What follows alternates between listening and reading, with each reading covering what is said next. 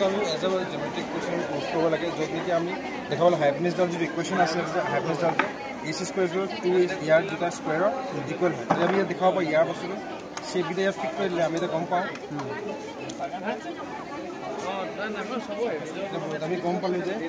A square plus b square equal to c square এইটো Pythagoras theorem prove হৈ যায় সিম্পলকে বুজাবলৈ সুবিধা হয় নহয় জানো a square plus b square আমি প্ৰুভ কৰিবলৈ কি মানে ট্ৰায়াঙ্গলৰ যে এই সৰু সাইড কিডালৰ স্কয়াৰটো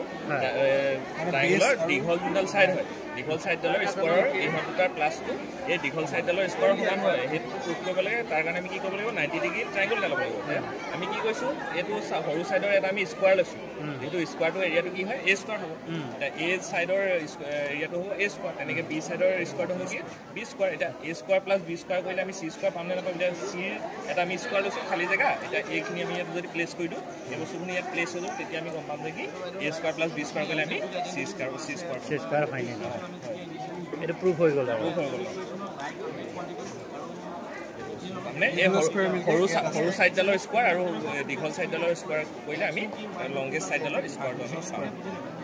খুব ইজি প্ৰচেছ